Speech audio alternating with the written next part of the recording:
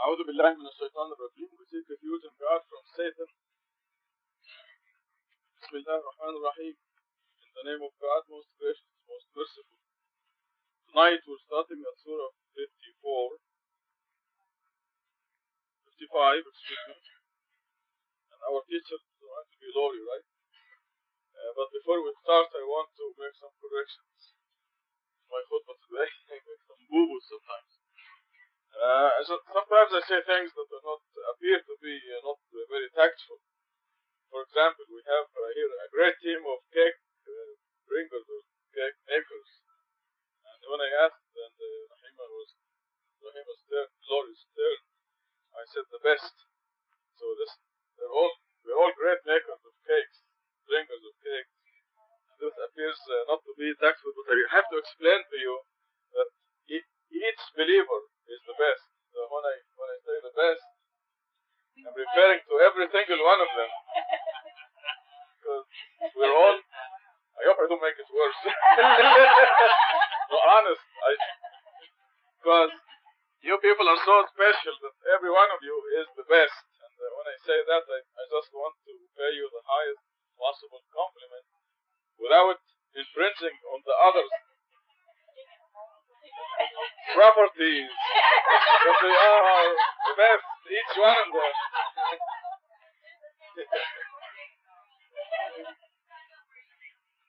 Every single. Did I describe your cake as the best when you brought it in? Now, how do I get out of this one? Help! I think I get out by saying, okay, take it over, Lori.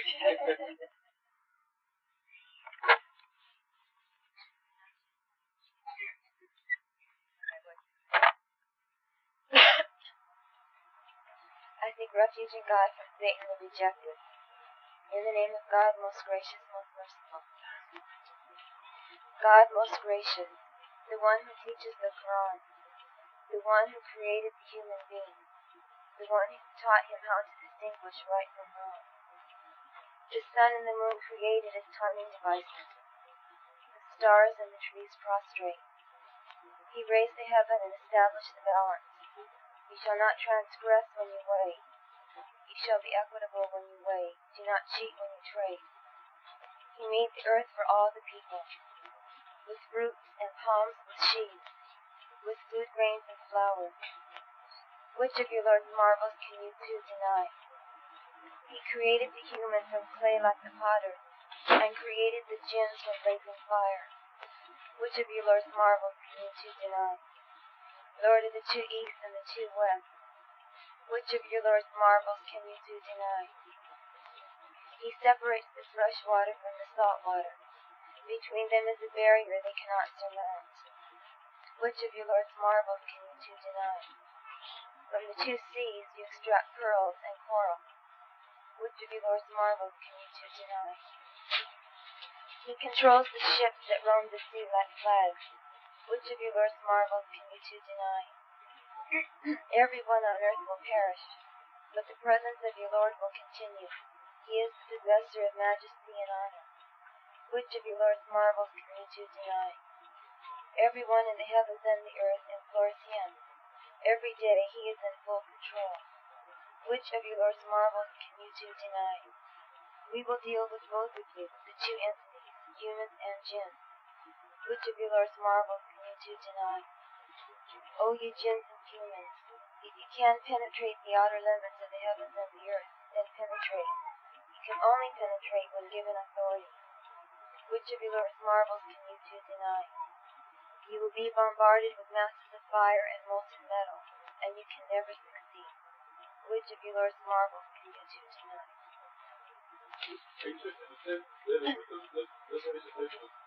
Do the same thing over there. Lima has grown up enough now.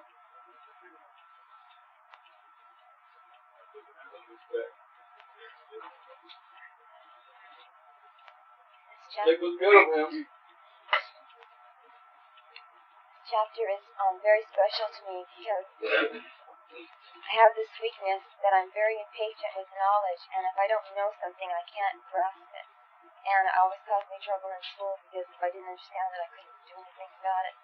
And I became Muslim, and I read the Quran, and I found out that I had to submit even though I didn't understand something.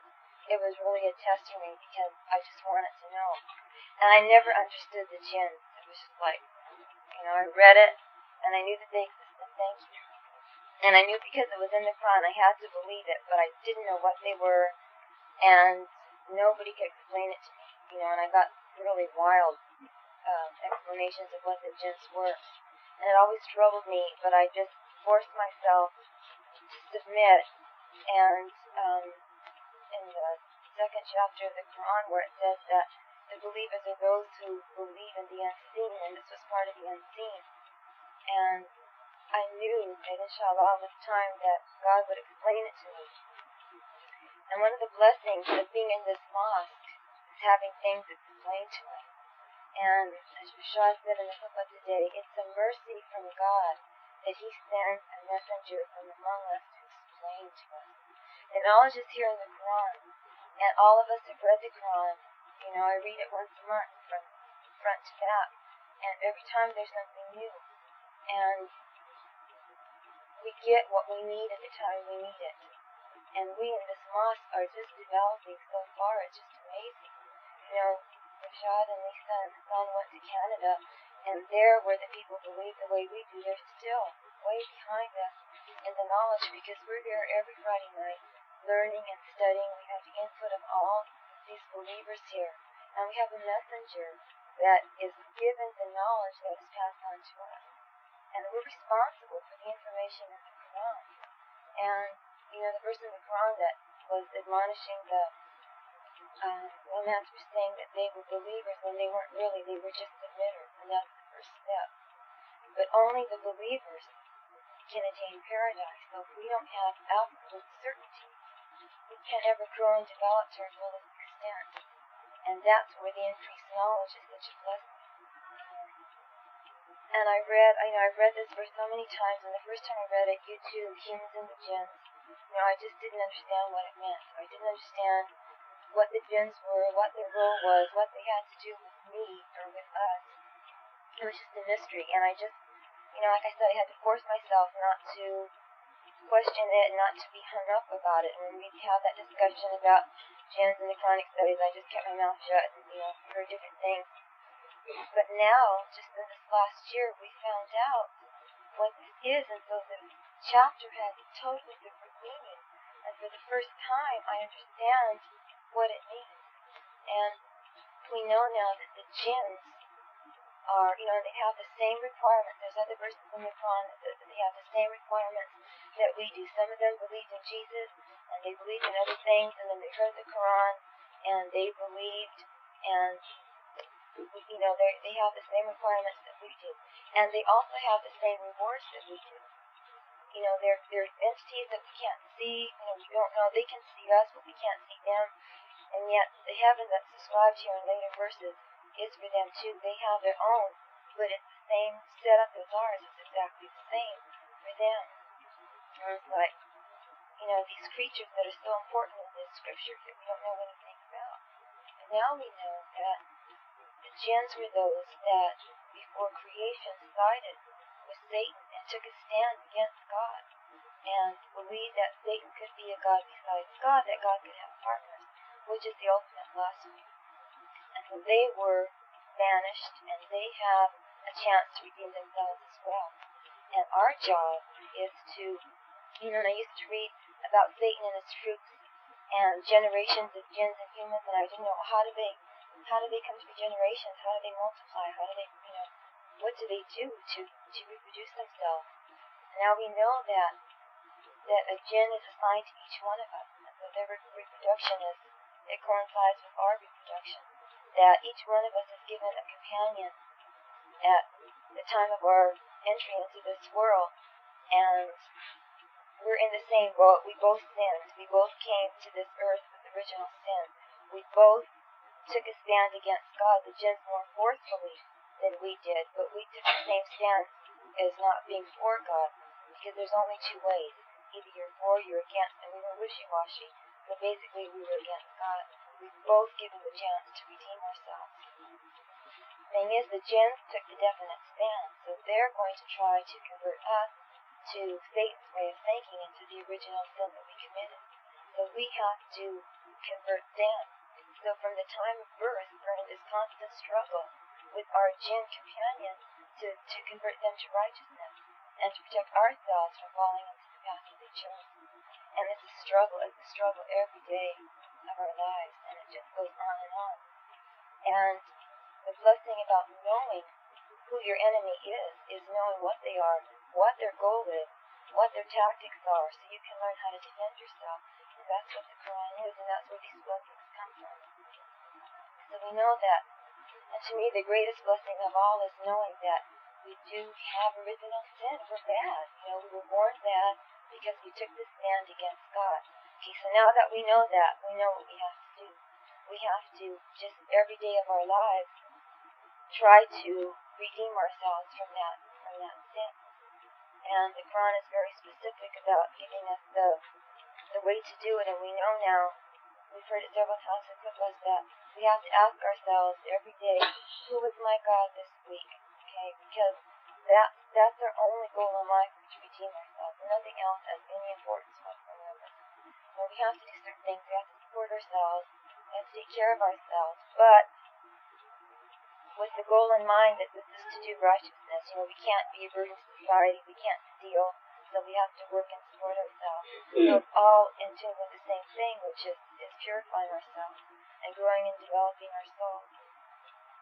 So as soon as you take that stand, then the jinns are going to try to, your companion and others are going to try and make you stray away from that path. And the greater the stand you take, the greater the enticements are going to be. And you just have to be prepared. And I've talked to several people who said that they encountered the same thing I did when I made the stand, that I was going to really try and devote more of my thoughts to God because I wasn't doing enough, and I knew it, that they just took over, and they didn't want me to. Even the little that I was doing was in danger of not being done at all. It's just a constant struggle. And so I know this now, and I know that I have to just be on the alert at all times for this, and we know that most of it is sneaky whispering. And there's even a Sura where it's, this is devoted to this, that Satan whispers to us, and little things that don't seem so bad. We've talked about this before. You can wait till the game is over before you pray, or, I'll pray later, and then something happens and you don't pray. And that time can never be regained. If you miss the prayer, you can't make it out. That time is lost. The inhabitants of hell are the farthest from God on the day of judgment. Knowing that heaven is close to God, they will leave hell and sneak into the area closer to God. But because they are not sufficiently prepared to come close to God, they will suffer terribly in the presence of God, and will flee back to hell, and so on forever. Well, here is this vicious circle that they're in. It's just like the Jehovah's Witnesses. Now, they don't believe in hell, but they believe 144,000 go to heaven, and the remainder their chosen people or whatever go to paradise. But they still deny hell. They say there's no burning hell, there's none of this. You just no longer exist, which is a lie, out lie in itself, because nothing that exists can be destroyed. Like matter can't be created or destroyed, ever destroyed. It just recycles. In the real world that we're in the other world, it's not the real world, but in the world we're in now. So they don't believe in hell, because if you tell them anything contrary to anything pleasant after death, they say, well, we just don't exist anymore. Well, we never get punished for what we do wrong. That's and that's our punishment, not existing. But we can get a reward. If we're real good, we get this reward. But if we're real bad, we just don't exist anymore. Just have a reward and no punishment. They wish this. That's what I'm saying. This is what I thought about. The Quran says they would wish that. Yeah, this is the hell they used to deny. Yes. They deny hell. I just want to add here something that you should all know. I know nobody knows that, but just to the next yet. That's to do you brought 39.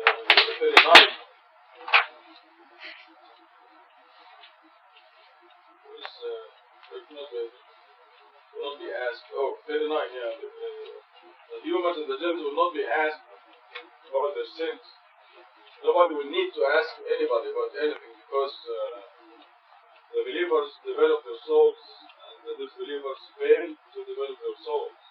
And in Surah 17 we're told that the differences in the hereafter, I mean, in this room, the difference in our sizes are within a few inches. But in the hereafter, the difference will be like the difference between a mouse and the city of New York, the city of Tucson, let's say.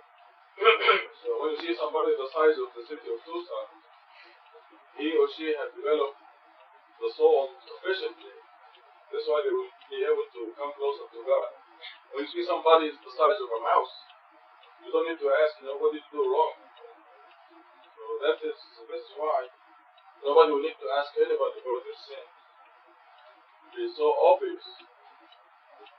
There will be no question. Also in Surah 17 we're told that everybody will be the judge for him or herself. Because in that dimension we will see what we really look like, how much we really developed, or how much we lack developed. So 41, the guilty will be recognized by their looks. They'll be undeveloped, they'll be shrunken, like being born without arms and legs. Before. They will be born into the hereafter before, undeveloped, aborted. But they'll be alive, very well, very alive, not well.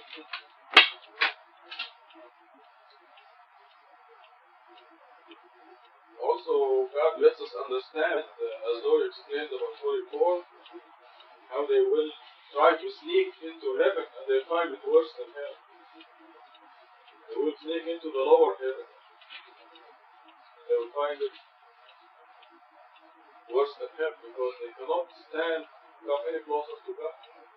See, God left it completely up to us. Completely. That's why God does not inflict an atom's weight of injustice.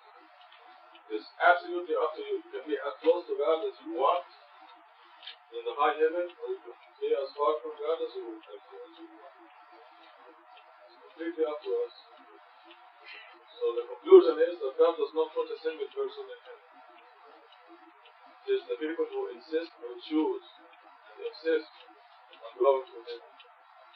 The whole thing will be automatic in the hereafter. That's why it is important to do, for example, the 5 prayers a day. If you don't do the 5 prayers every day, you don't solve. That's the minimum that you can do. Because those are the means for the real person.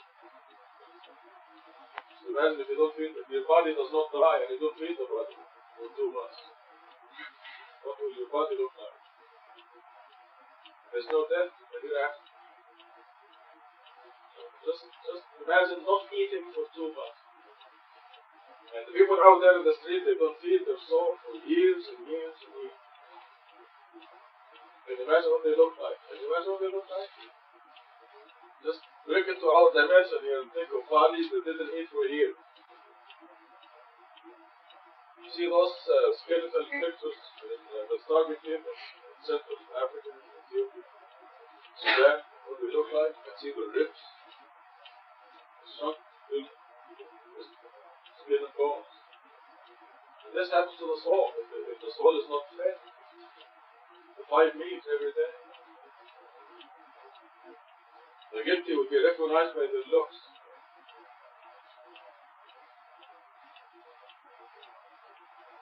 You can tell who is starving in Africa and who is not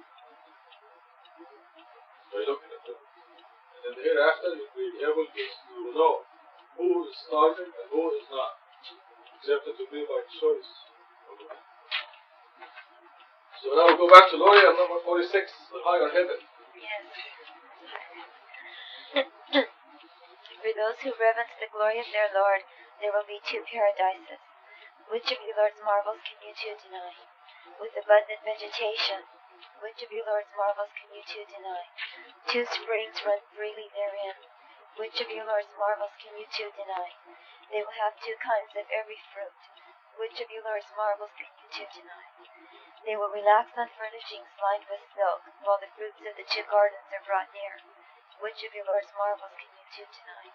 They will have magnificent spouses therein, never before touched by any human or jinn. Which of your Lord's marvels can you two deny? They will look like gems and corals. Which of your Lord's marvels can you two deny? Is the reward of righteousness anything but the best blessing? Which of your Lord's marvels can you two deny? And these verses are just so beautiful. The higher heaven, and we know that the verses describing heaven and hell are allegorical because there's no way that we can conceive or understand what it really will be like. So God gives us things that brings it into our own dimension. But we know that there are stratifications, and for those, it's very clear here, for those who reverence the glory of their Lord, who've done everything that they have been able to do, develop their souls, have kept the commandments, who've not set up another God besides God, then God rewards those with the best blessings, and He doesn't have to do it. But there's a verse in the Quran that says that God is appreciative, and it's just, that's so incredible to me because He doesn't need us at all. Why should He be appreciative of anything that we do? It's just that He is most gracious, most merciful, and we can't comprehend that kind of mercy because we're bound by our own selfishness and our own desire to succeed in our own concern with our own well-being. We can't imagine that something could be so gracious and so merciful that it could just provide all of these things for us. It's just the ultimate of just leisure, not having to do anything, and everything that you want, every kind of food that you want to eat, and you don't have to do anything. It's just, the springs are running freely, and you don't have to worry about finding a spouse and going through all of these changes, and they're just there, and you don't have to do anything at all. It's just an incredible mercy. And, what did we have to do in this life to get there? It's like the most incredible, somebody offered you a deal and said if you, buy stock at, 50 cents a share, and in 10 years it'll sell for $1 million a share, and you think, that's impossible. How could anything like that exist? But this is even greater. All we had to do was say our 5 prayers every day, not to have any other gods besides God, which is for our own benefit anyway. God doesn't need us. To do the religious duties that are so simple, to fast for 1 month, which if we know is good for us, it lowers our blood pressure, it, gives our kidneys a break. We know that praying is good for us. We know about lubricating the joints and combating arthritis. All of these things that are done for our benefit anyway, and just in exchange for doing that, we get this unbelievable, this paradise that, is beyond our wildest dreams. And we know that it's even greater than this, because this is just something that God gives us, which is to our limited ability to perceive anything. What God has in store for us is so much greater. In fact, we're told in the Quran that we can't even imagine what is in store for us as a reward for doing what we're supposed to do in the first place. It's just incredible mercy. And, we've talked about this before sometimes. Well, the lower heaven isn't that bad either. When we read the next verses, you'll see. But the picture here, when there's not that great a difference, is that we know that the higher heaven just means that we'll be closer to God. And that's the only understanding that we really need to have, is that we'll be closer to God. And the further away from Him we are, the more miserable we'll be. So even though we'll be in paradise in a lower heaven, it won't be the same. And the next verse is the lower heaven, starting with 62. The next surah, inshallah, will tell us who goes to the higher heaven and who goes to the lower heaven. Very specific. And our teacher will be Naghmeh, Friday. Surah 56, Naghmeh. I know to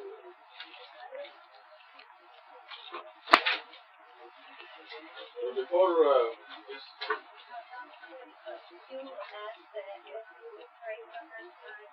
Sura? This virus and really a bag caught and something said she had the baby right now. She back the baby.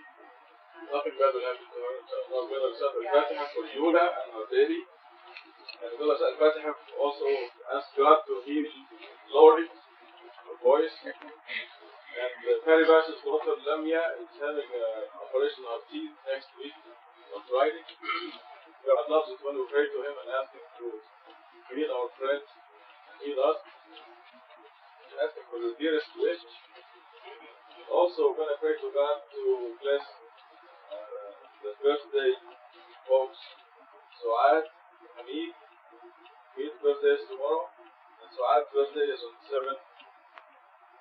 And the Iriships are having an anniversary, the 19th anniversary, I think. So we'll ask God to give them all the greatest year coming up, and every year after that to be even better. God's blessings. الفاتحة. بسم الله الرحمن الرحيم. الحمد لله رب العالمين. الرحمن الرحيم. مالك يوم الدين. إياك نعبد وإياك نستعين. اهدنا الصراط المستقيم. صراط الذين أنعمت عليهم غير المغضوب عليهم ولا الضالين. Also, let's to bless Sherry and keep our friend forever.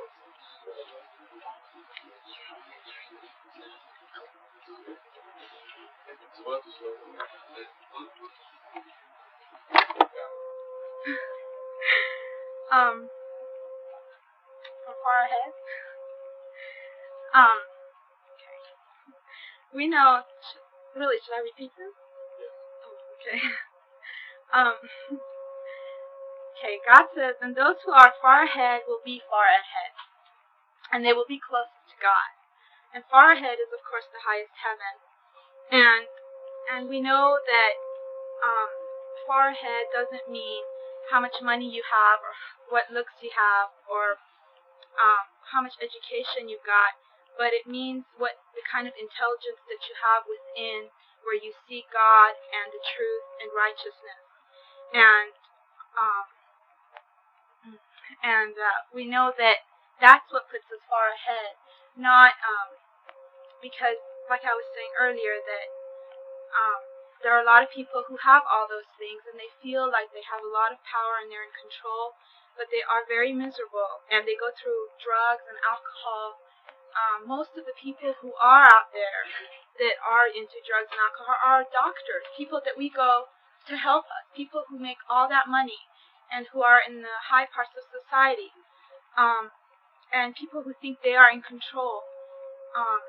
Not that every doctor is bad or anything like that, but that power has a lot of times led to trouble because people are not righteous enough and they don't see and they don't open their hearts and they don't let go of that ego enough to understand that if you use your power with God's will, then maybe you'll get somewhere. But other than that, you don't get anywhere.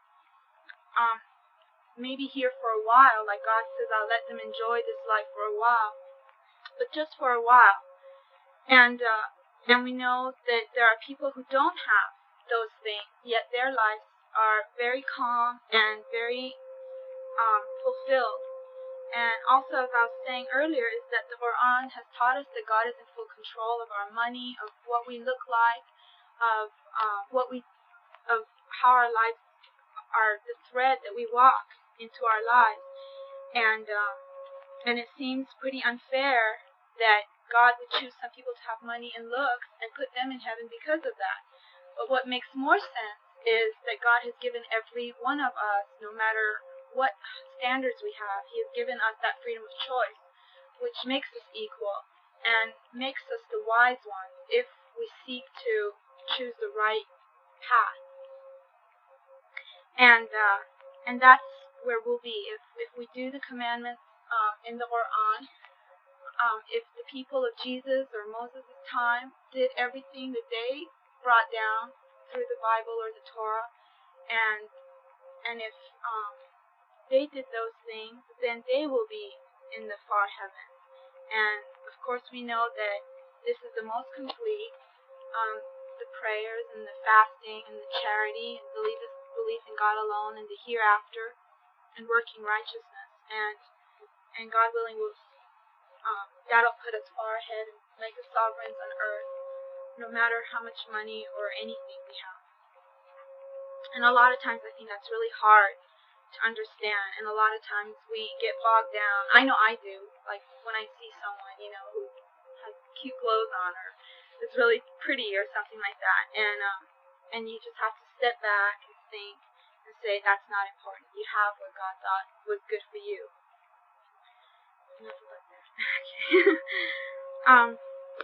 God says that you'll be in the gardens of bliss.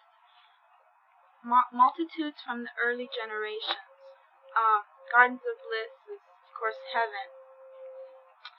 Multitudes from the early generations. We have a footnote that says, the early generations of Muslims were characterized by following the Quran, the whole Quran, and nothing but the Quran. 250 years after the Prophet, Hadith and Sunnah appeared, followed by the various schools of jurisprudence. This marked the progressive deterioration of the Muslim nation. This tells us the early generations, those are the people that had the big prophets. Those are the ones who had the messengers. And, well, we have messengers too, but it just seems like then it seemed like it was more in people's lives. Now it seems like technology has taken our lives so much that people don't think about God actually sending angels down or messengers down or miracles down. But so those people who did follow the exact correct way were in the early generations, and there are some people now. But right now it seems like we just need more and more and more proof to make us be disciplined enough to understand. And it seems like as time has gone by, people just want to interpret the way they think. If they don't like something the way it sounds, they have to change it to the way they want it. And that just makes a lot of conflict. And thank God that's why we have the Quran, which is so easy to understand. And God says it's easy to memorize and understand. And it says in the footnote that 250 years after the Prophet, these two books appeared. And we know that these two books are the books that have all the traditions, the things that are totally contradictory to the Quran. And these people are so blind that they don't even sit down to compare, to understand and see that it is contradictory to what their prophet that they idolize has brought down. Number 14. But only a few from the later generation. And this again tells us that it's just the later it gets, the harder it is for people to understand and to follow, and they're so bogged down by the material things of this life that it's too hard for them to be religious and to do 5 daily prayers and or fast for a month. They couldn't see that at all, and so it seems like it is harder. And I guess now we have all the prayer and we have all the 5 commandments, and it's more, I don't know what you want to call it, technical or something, to get, there's more work maybe to get to the highest heaven, and it's harder for those people who want to work that hard and want to put in the time to do their prayers and their fasting and wake up before dawn. and it is harder, and it just seems like those people have to go through more tests, and it just seems fair in that sense. God says that will be on sturdy furnishings. They will relax in rows facing each other, serving them will be immortal servants. I know that a lot of these descriptions of the high heaven or the low heaven, or maybe even the hell, they're all allegorical. And God knows us so well that He explains all these things to us in a way that we could understand. And so everybody loves to relax, and they love to have stable things around them. It seems like one day you're down and the next day you're up, but God willing in heaven, everything will just be the same. And it says serving them will be immortal servants. We'll have people serving us. Whereas later on we'll find out that in the lower heaven they have to work for their water. They have to pour their own water, whereas we have servants. Not we, but people who are in high heaven. I hit too late. be in the high heavens, and they will serve us with cups, pitchers, and pure drinks. So it just shows that we're just going to have to do less work. The more work we do now, the less work we'll do then. If this, then that. Just do it. They are never diverted therefrom, nor deprived, which is great because we know it's being here as humans and being weak like humans. We have a tendency to be diverted, but thank God we're pinched here and there, and we learn. The ones that want to learn, they learn. But we do get diverted. But there, God says you won't be diverted, and we won't be deprived. So I won't have to look at it. No, he's too cute. With what? Oh, me. Does this mean that when you said they won't be diverted or deprived, doesn't that mean the absence of anything satanic? Because Satan was the one who diverted Adam and Eve and deprived them of their garden there. So there won't be any Satan in heaven to divert you from your reward or deprive you from it. Yes, right. With fruits of their choice, so whatever we want, and meat of birds that they desire, anything we choose, anything we desire, and magnificent spouses. We won't have spouses like we could have on earth, but I guess maybe it could mean that since people supposedly love their spouses, then they can love up there just the same and more. And they won't have to go through any kind of troubles. It says that God describes them as precious pearls, and which is again wonderful. This is the recompense of their works, which shows us that the more righteousness you are, and the more work towards goodness that you do, the better you will be treated in heaven, and the more you can have. They will hear no vain talk therein, nor sin. Only utterances of peace, peace.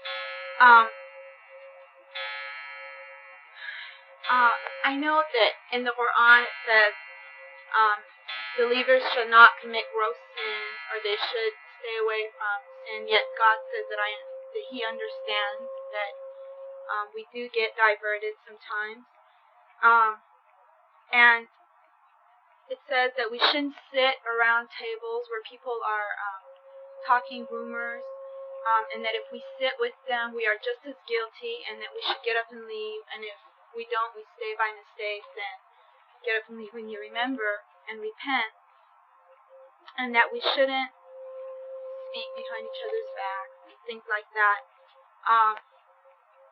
But I think that a lot of times, especially when you're in groups of people, things like that, you do fall into all that. You do fall into rumors, and it just seems like when people get into a group, they disagree on so many things. It's like they say, don't talk about religion, don't talk about government, don't talk about, I don't know what else, but they'll talk about rumors, because it's the one thing that seems like a group of people just really understand together. They really have fun with it, and they don't have fun if they disagree on religion.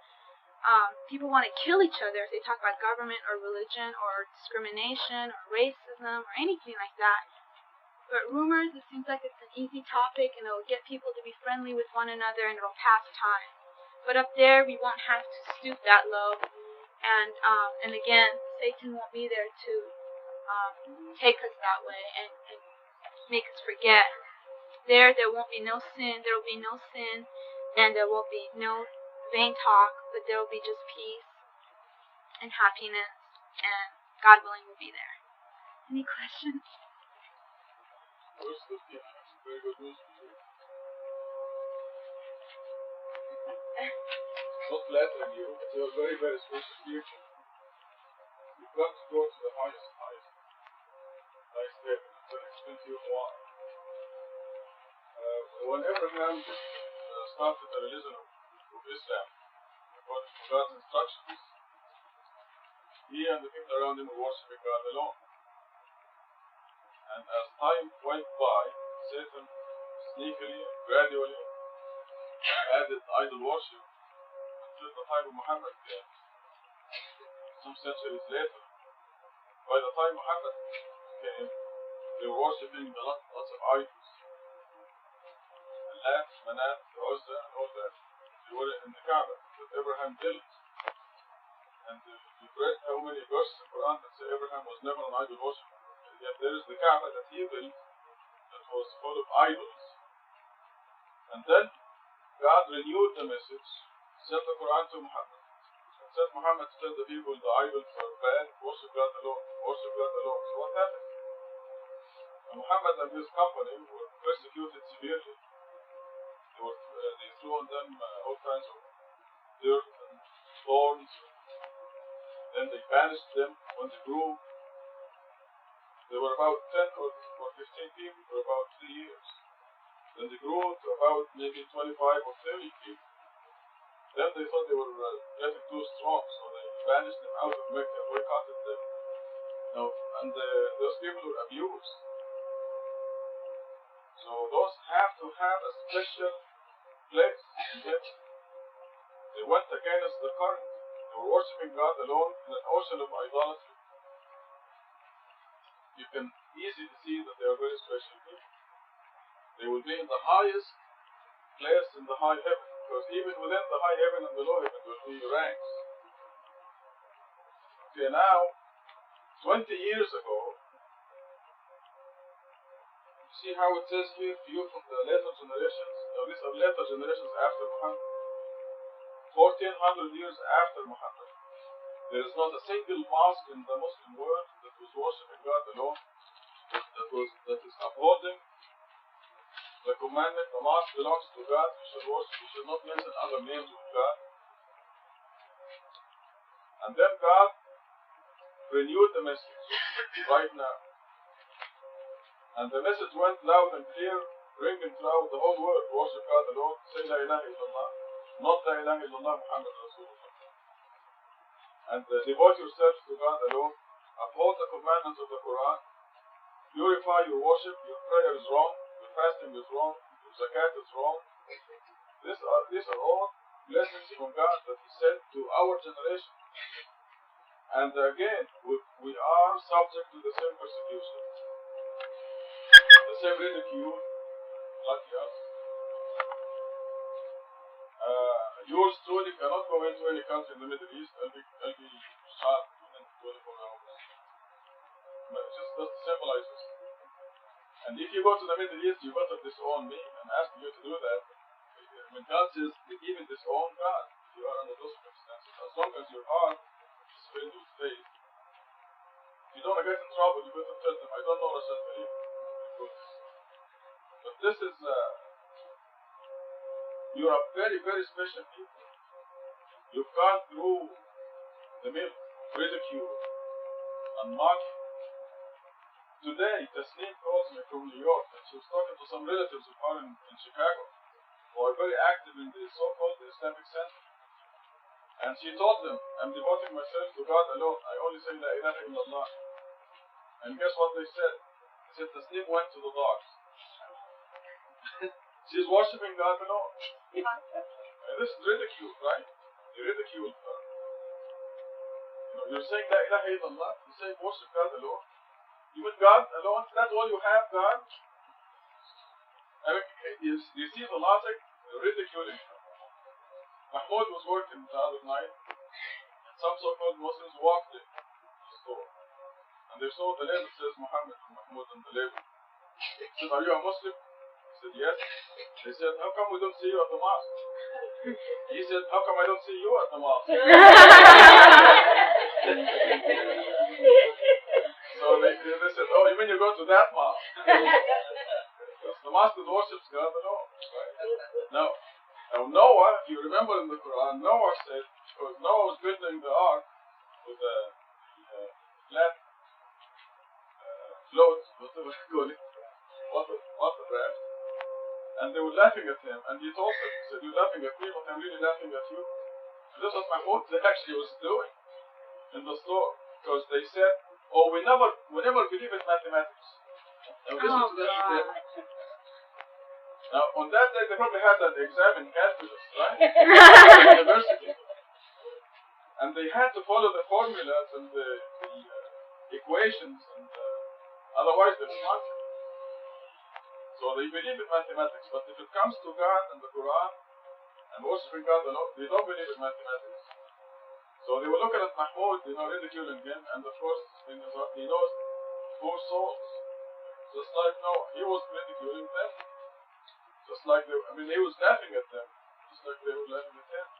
But this makes Mahmoud a very special person. This is what it means.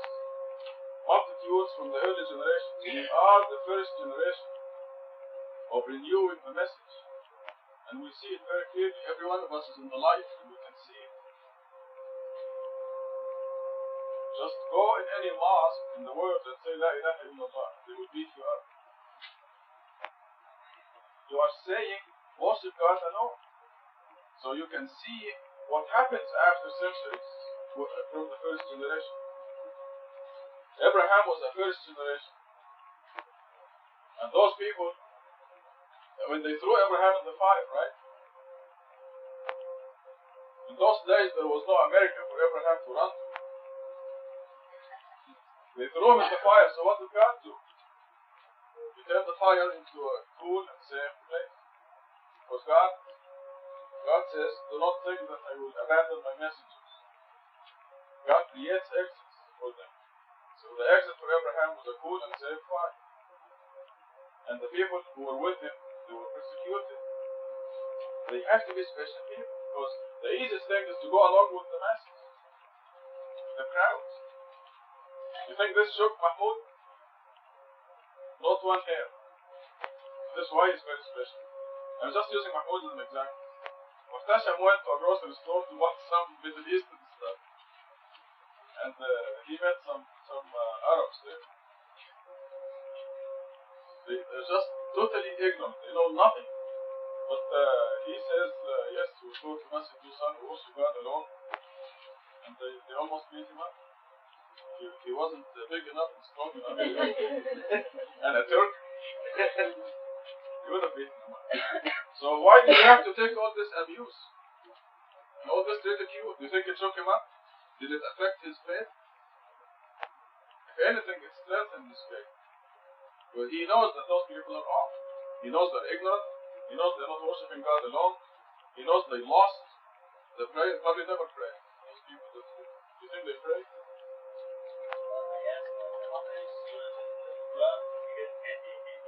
Well, you don't know? You don't know?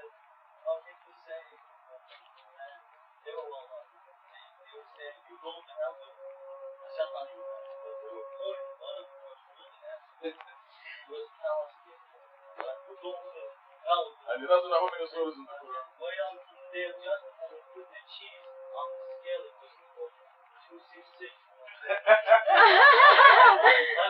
As he was saying, he's all fired up. I saw that 266. I said, God is telling you, I'm with you. Just because I choose to worship God alone. It's a good day. I mean, they so ignorant. They say, how can we say all those people don't believe like we don't? There's some way around. That's the abuse, ridicule that all of you went through. All of you. There's Every no single base one. for their argument. The Bashar couple, the Bashar, they ridiculed him so many times. You mean you go to that mosque? And the answer is, show me a place where they worship God alone. I said, no. We go to that place. I will go to that place. Any place where they worship God alone, we will go. God is the one who process. God is the one who created you. God is the one who provides for you. God is the one who controls your health, your welfare. God is the one who controls your happiness. God is the only one who controls your success. Muhammad is dead. The saints are dead. Jesus is dead. Powerless. Even when they were alive. Absolutely no power. So, I mean, there's just, because you're going through, this is the first generation. We are so lucky. We are a first generation, just like Abraham's generation, Muhammad's generation. Muhammad's generations went through the ridicule, the abuse, and they had to leave their city, Mecca, and go to Medina. The persecution they went through. Because of this, God reserves a special place for them. God is reserving a special place for us. I'm saying it by God's grace. So I have this very good news for you. Because you fit here in verse 15. Multitudes from the early generation. In 50 years, I assure you, in 50 years, there will be millions of people worshiping God alone, upholding the Quran alone, and praying the correct way. Millions. In just 50 years. But they will be following the crowd. They cannot be like you. They will be protected by their numbers. Right in this location, right here, there will be thousands. On this block, in this mosque. And they'll be powerful. There will be people jumping on the wagons. But they don't deserve the same position or the same credit as you.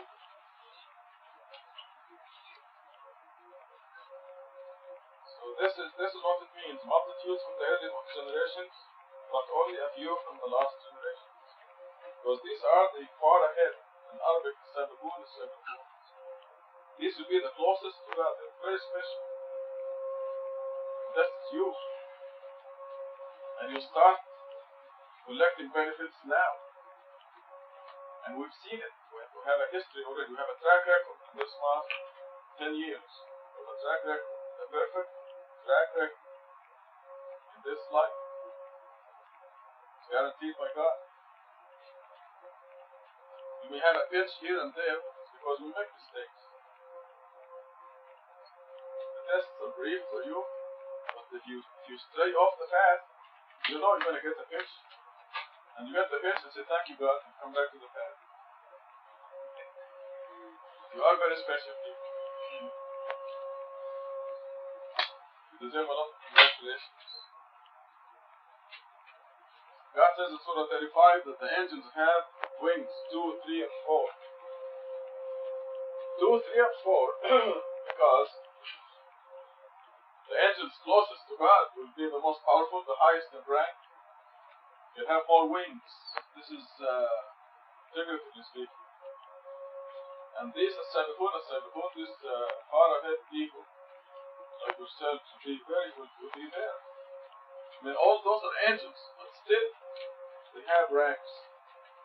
And 50 years from now, the thousands of people who will be in this location, inshallah, they will go to the high heaven, because they worship God alone, and they will pray the correct way, and they'll go to the high heaven, but they cannot attain your rank, because you're the ones who are taking the abuse. The people who take the abuse and the ridicule have a very special position in the Bible and in the Quran. I had a little thing there hanging there for a while that says, congratulations to those who are persecuted. For the prophets also have been persecuted. Remember that verse? I had it hanging there. And this is God telling you congratulations. So we are very, very lucky, and I'm stressing, I keep stressing this because I cannot stress it enough. Just so we can thank God, so we can be appreciative, so you know who you are. Satan will always put doubts in your mind. Always will tell you you're nobody. He hates your guts, okay? Because he's going to be deep, deep in hell. You hear that, the man? You were asking about Satan in the hereafter? He will not be in heaven, no. He will not even come close. He and his troops will be way deep down in the lowest pit of hell. And he'll be beating them, and they'll be beating him. He's going to spend eternity doing that. So he will try to tell you you're a nobody, but you speak back to him. Tell him, I believe God. And I believe that I am in this group, multitudes from the early generations. Because this is the first generation. I mean, I couldn't believe it myself. For a long time, I said, it couldn't be just Just us here worshiping God alone. Must be millions in the world. But I discovered that I'm naive. That the human being is really bad. I was talking to my nephew, Sharif, in Egypt. And he says, I'm the only one in Egypt. He really is a believer. And you can tell the people who believe, because they are in the light, they understand. And he's the only one that I know in Egypt that is really a believer.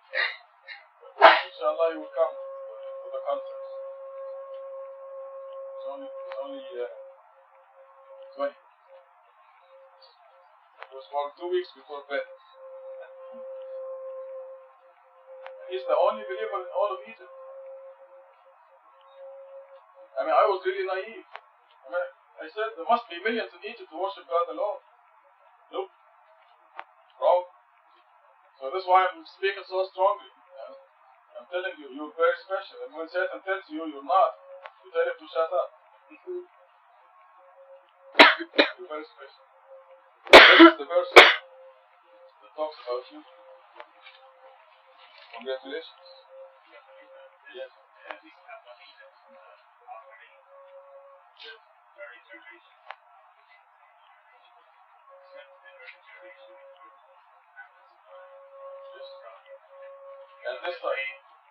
And this time, right now, because Muhammad's time, Ibrahim's time, and this time, our time, we are a first generation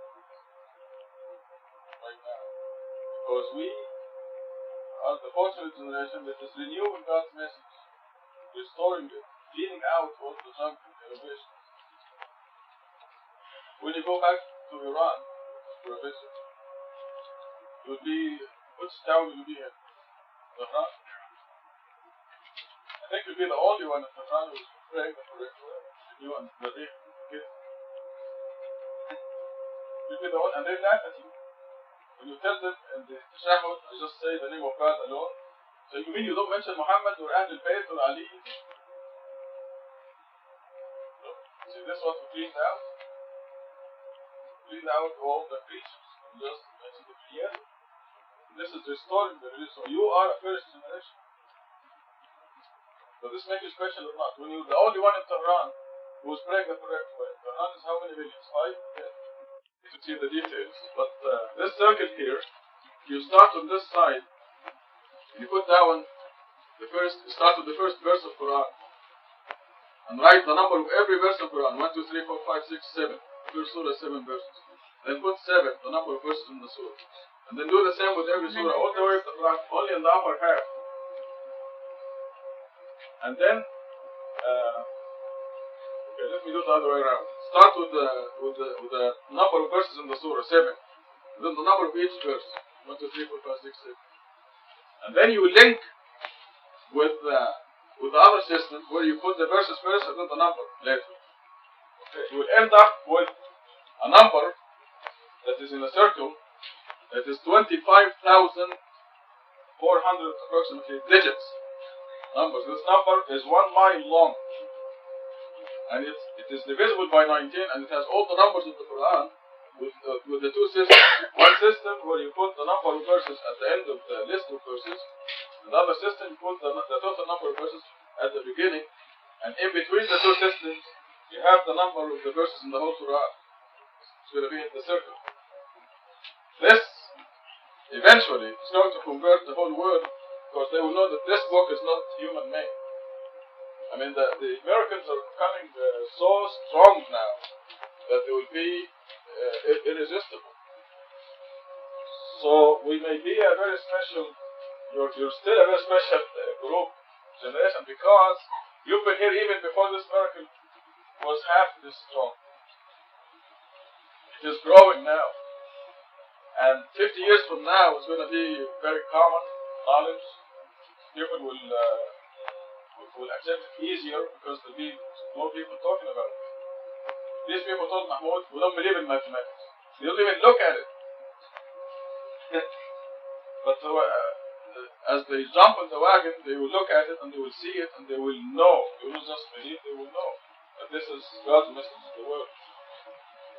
So the next generations for us may be different from the other. There are only 300 years left does it not say that Ali is not offering? Yes. That it's going to be as time goes on, it's expected to. The split the system. You see, Christianity was corrupted 300 years after Jesus. I mean, totally corrupted. They had the Nicene conferences, and they invented the Trinity and everything. 300 years after Jesus. With Muhammad, it was 300 years that the Hadith became recorded, and Islam was wiped out. Totally corrupted. 300 years after Muhammad. Now, with our generation, when it is 300 years, it will be the end of the world. And this is documented here in the Quran. So, we have a special situation here. Also, we have a verse in Quran in 41:53 that says, we will show them our signs in the horizons and within themselves until they realize that this is the truth. So this is a prophecy that God gave us.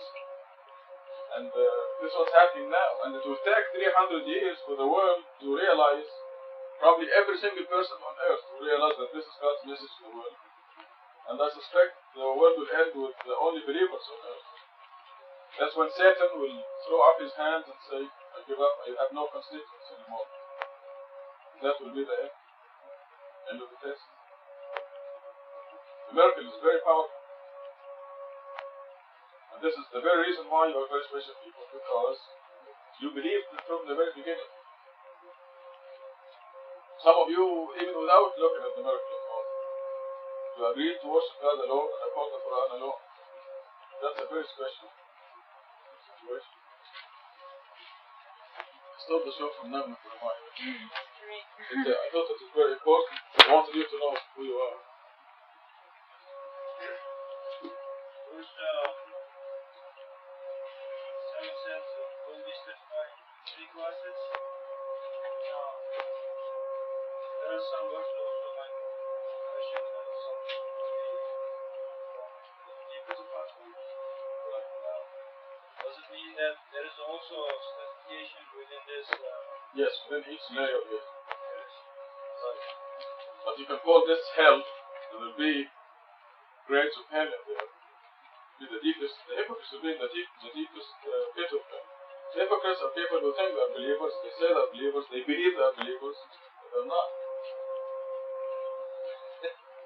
Those are the hypocrites. But the whole place is hell. And God says those who verily miss hell and make it into the lowest layer of the purgatory, God calls this a fantastic triumph. Because he who missed this thing called hell, within which there are strata, different layers. The same with the lower heaven and the same with the high heaven. Because the people in the purgatory, they cannot go much higher, but they are fantastically happy. They are in heaven. And within heaven, like I said, there will be a line beyond which you cannot go. There's some natural borders. Your growth and development will decide that. You know, every time you get abused and ridiculed, you grow immensely. That's why Mahmoud came out smiling out of that episode. So did Muhtasib. Gatul comes across those ones in the heart. I have one right in law school. Yes. He's not going to law school, but he works in the library. God, one time he went like this, so almost hit me. Gosh. He was you worship God alone, right? And he was like, Dr. Khalifa says that it's okay for you to repent. Muslims don't have the right to repent. And I'm like, excuse me? That's exactly what he said. He says, God doesn't tell us we have the right to repent, and he tells us that you can repent 100 times. And I'm like, of course you can't. Without repenting, we'll all go to hell. Are you kidding? I guess I never knew. Oh, so many other things. And he's like, you need a Muslim husband who'll teach you how it is. And I said, I'll teach him how it is. So yes, I beat him too. That's what he needs. I said, I'll teach him. Yeah. Let me tell you the kind of ridicule and the kind of stupidity they have. I have it on tape here.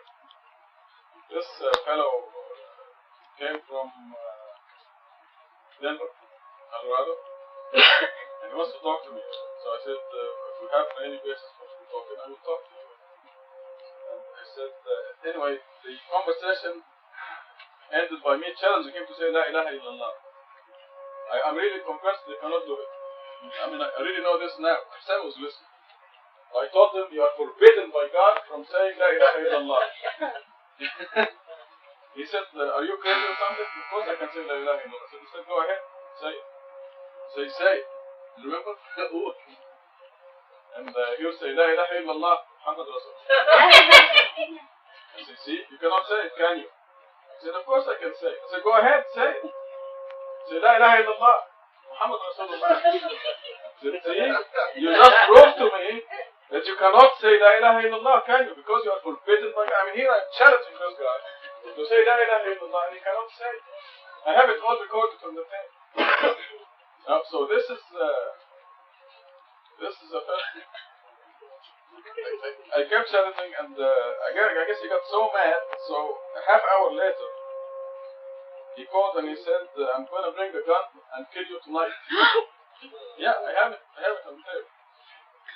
So now he's so stupid because he talks to the machine, it's recording it, it's straight, along with his phone number and everything. So of course they called the police went and paid him a visit.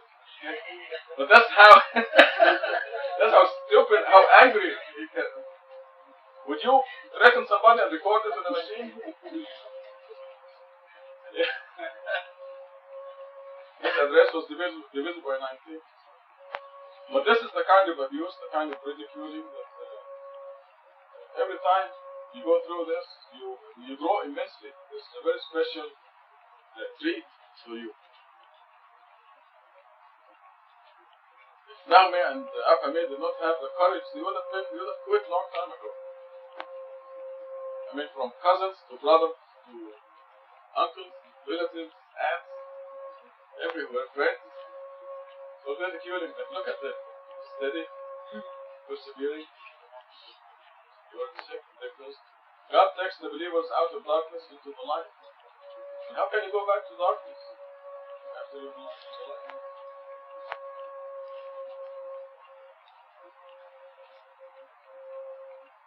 You cannot say La ilaha illallah. Actually, I know they're forbidden by God from saying it. Or hypnotized by Satan, so whatever the mechanism is. So within the high heaven there are ranks, within the lower heaven there are ranks, and within hell there are ranks. But these are the general divisions. As we saw in Surah 55, there are a big difference between the high heaven and the lower heaven. But what we have seen are the general characteristics of it.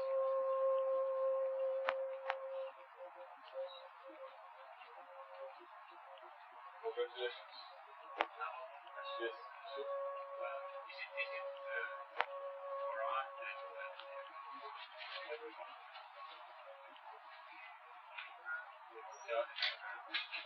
No, there will be more believers than ever. Now, by the way, some people that were kind of suspicious of my population estimates, and God never turns me down.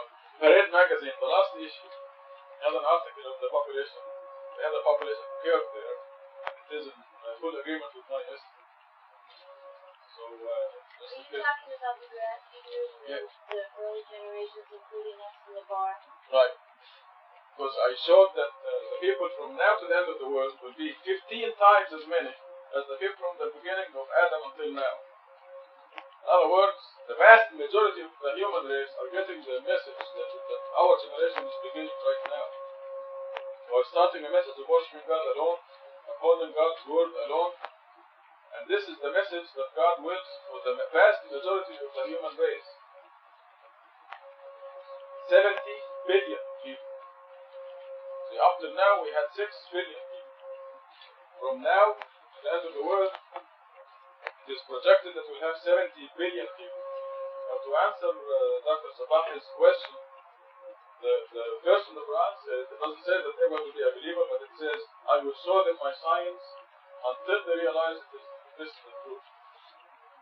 So prophecy is God will spread His science until everybody becomes not everybody, maybe everybody, or at least almost everybody will be the miracles that we are seeing now,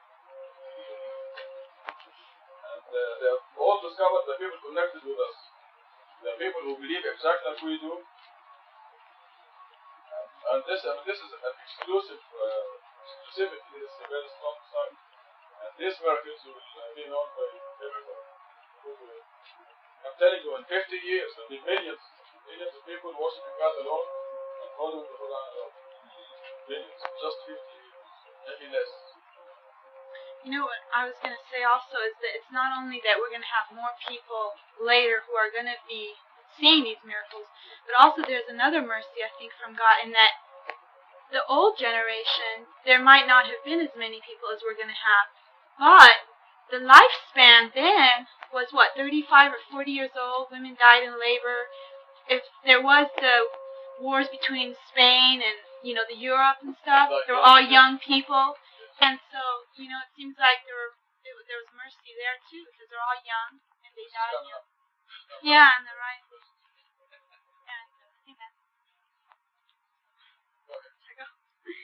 Okay, the lower heaven. 27. As for the inhabitants of the right side, they will be on the right side.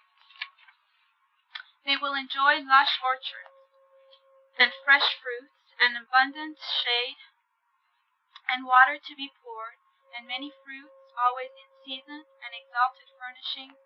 We raise spouses for them, never previously touched, magnificent companions, exclusively reserved for inhabitants of the right side, multitudes from the early generation, and multitudes from the later generations. Okay, number 27. This we see the difference between this is from the far ahead to the right side. And, we've said it over and over again. Well, we know that the people who died before the age of 40 go in the lower heaven. And we know that the basic rules in the Quran to make the lower heaven is to believe in God alone, to work righteousness, and to believe in the hereafter. And those people will make it. And the right side just sounds so right. Because, first of all, like we know from, the joke that we always play is that God knows everything. God knows the one who is really, really, really mean and bad. And He will keep them until they're old. But the ones who die before they are 40, obviously God knew that there was something right about them. And just because, their life was shorter than ours doesn't mean that it was any kind of bad, thing from God's position. But that maybe they were going to prove a test for their family or whatever, but that the thing is that God knew they were on the right side. And God tells us that at the age of 40, before the age of 40, they go to the lower heaven. And it just makes sense that those are the people who died before that age, and plus of the tests and things for our family. But they are still, they're still protected. And so if you're on the right side here, you'll be on the right side there. You won't be up at the top of the people who really tried hard, but you'll be there. And also, I think a lot of times, there are a lot of people who believe in God alone. They believe in the hereafter, and they work righteousness. But it's just way too difficult to ask them to do anything else. They might give charity, but, on their own.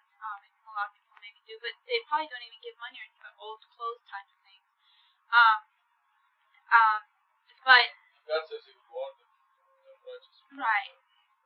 So it's some kind of charity, but they will not do the prayer. It's too hard. They say, I could see myself doing 1, but 5, and I'm like, you're not doing any, God doesn't need you to be doing this. It's for us, and you're not doing any favors for God for doing your prayer, but it's a favor for us. And over all that, to think 25 minutes maybe out of your whole day, 24 hours, is really nothing. And I hate to think of it as that, but sometimes it just brings you down to saying that. But anyways.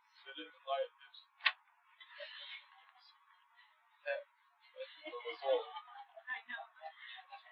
So, but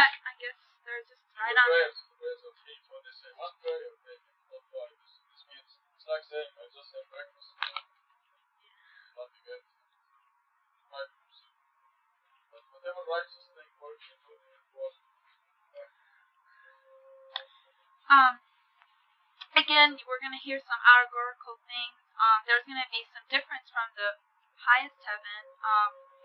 There's going to be shade and there's going to be fresh fruits, but it doesn't say what they choose. It doesn't say what they desire, but there will be fresh fruit. And it says in water to be poured, which means poured, I guess, from them, because it doesn't say that they will have servants. So that means a little bit more work for those people. But they will be taken care of, basically. I don't understand why it says here we will raise spouses for them, but in the other one it says that they will automatically have, magnificent spouses. What's the difference between raising spouses for the right? It's like if it was the one that took care of God, or if it was the seed and then it wants to grow until it's not there for. I mean, it makes sense. Yes, that is good. That is great.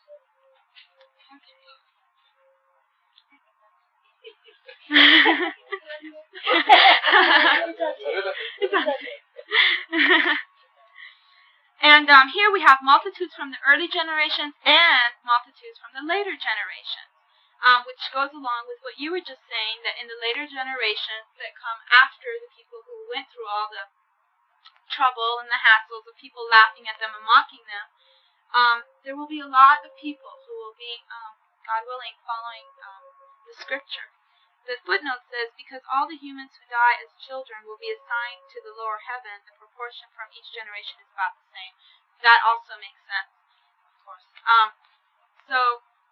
We just know that, multitudes from the early generations, that could be the people who, the younger, the ones who died before the age of 40, because in the earlier generations, they died at a young age, and then the multitudes from the later generations could be the ones, all the people who follow us. Sure, but because this how it happens all the time, no matter what is happening. It could be Abraham's generation, or Muhammad's generation, or Moses' generation, but there's still children die. Accidents, and people die before 40, so this is happening continuously. No.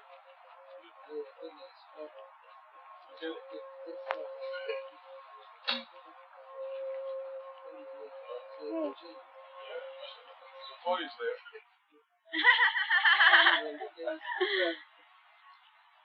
Yeah. Any questions about the lower heaven?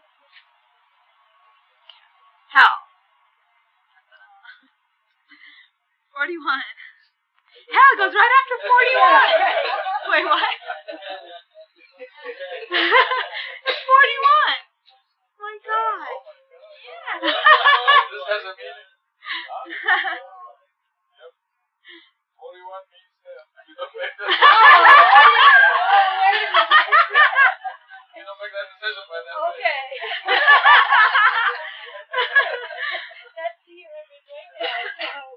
41 and higher. We didn't make sense. Remember the circle? See, this circle here means every person in the Quran is numbered according to a system. God's system.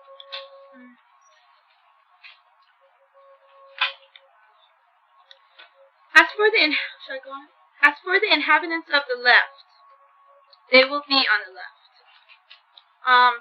If you don't work righteousness, you don't believe in God alone, you don't do the commandments, you don't listen to your inner intuition to believe in God and work righteousness, then you will be exactly where you deserve to be, which is hell, which is the left side. Oh, I'm sorry. If you go to the Sura that we looked at last week, we don't talk about hell. It's 41. Oh my God. Oh my God.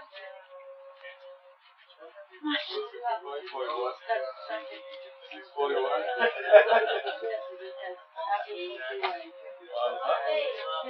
378. 378. There has been any doubt. Let there be no doubt, folks. 40. 40 is the cutoff point. We're like the people on Noah's Ark, or people walking through the sea, with Moses. God, we're just like those people. So in ill winds and retribution, in shade that actually burns, never cool, never tolerable. They used to be spoiled. They insisted on the great blasphemy. They used to say, after we die and become dust and bones, do we get resurrected? Even our early ancestors say, the early generations and the late generations will be gathered together on a predetermined day. Then you, O strayers and disbelievers, will eat from the trees of bitterness. You will fill your bellies therefrom. Then you will top it with lava. You will ingest drinks of humiliation. Such is their position on the day of judgment. We created you, if you could only believe. Do you see the semen you produce? Is it you who created, or are we the creators? We have designed death for you, and nothing can prevent us from substituting others in your place and establishing what you do not know. Stop there. Again, if you don't work righteousness and believe in God alone and everything, then you will be in hell where you deserve to be. Again, allegorically, I believe it very graphically explains to us what it's going to be like in hell. And I don't have to be there to already feel it. And it says that ill winds and retribution, and they will be constantly burning, and they can just never get out. And just it seems sad in a way, but again, God has just put created hell, and we put ourselves in there, and God knows in every scripture it's described what hell is going to be like. And people just don't understand. They don't believe in it. They used to be spoiled. They insisted on the great blasphemy. They used to say, after we die and become dust and bones, do we get resurrected? They used to be spoiled. That seems like such a, good word again. Spoiled. It seems like the people who just want to be in control, and the people who just think that material things make them happy, and if they're down, well, it's okay, honey, let's go shopping or whatever. Actually, wait. Pretty much can do that. That's upset.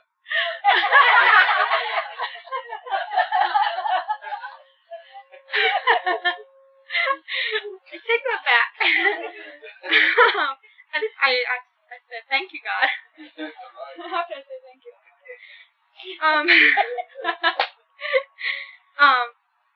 Well, anyways, those spoiled people who think that they are just in charge and that they can make things better or worse on their own, and they don't need anyone else or anything else, and as long as they have their everything that they like in this life, then it's fine, and they don't have to question the hereafter. That they don't feel that there's anything holding them back for them to be seeking God. It feels like a lot of people, when they go through a bad time is when they go towards God, and it says it in the Quran. It says, whenever hard times comes to them, they remember me, and when things get better, they forget about me. And bad weather, friends. In the new translation, bad weather, friends. When they are about to drown or the plane is in trouble, they remember God. Only when it is just the same. And as soon as they land on shore, they forget God. And they just insist on the great blasphemy, no matter how many times maybe hardship falls upon them, how many times they get stuck in the Black Sea or whatever, they still might go back. Well, the people who are in hell, they do, but some people learn from their mistakes. And the question, after we die and become dust and bones, do we get resurrected? So many people have troubles with that. They'll believe in maybe reincarnation, I went to this comedy club the other day. I have never gone to one before. And so many times they talked about Shirley MacLaine saying that she's going to be, she was in reincarnation. She'll be back. She was an elephant or something in the hereafter, but she will not believe that she could, her soul could be raised, but she'll believe in reincarnation. And so many of these people brought up the same thing, up on the stage. And, anyway, so they question that too. And God says if you don't believe in the hereafter, one of the pillars of the lower heavens, then that's it. Even our early ancestors, there's no difference. We know that God has sent us prophets and messengers throughout the community and throughout our lives. So whether it's early ancestors or later ancestors, we're all going to be resurrected together, no matter what. Say the early generations and the late generations, just like what I said, will be gathered together on a predetermined day. We know that the day of resurrection, the day of judgment, will come in about 300 years, and that everybody will be waiting in line, and they will be judged by their souls and their videotape, and we're all going to be together. We're all going to see what the other person is, and there's nothing you can hide. And like it says in the Quran, it says, even, the ones who are friends will be hating each other on that day, if they didn't work righteousness. So all be together. Then you, Astrayers and disbelievers, will eat from the trees of bitterness. You will fill your bellies therefrom. Then you will top it with lava. You will ingest drinks of humiliation, which again describes everything that they go through and how miserable it would be where your soul is not developed. Such is their position on the day of judgment. We created you if you could only believe.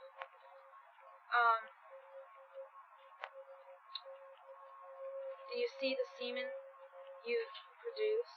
Is it you who created it, or are we the creators?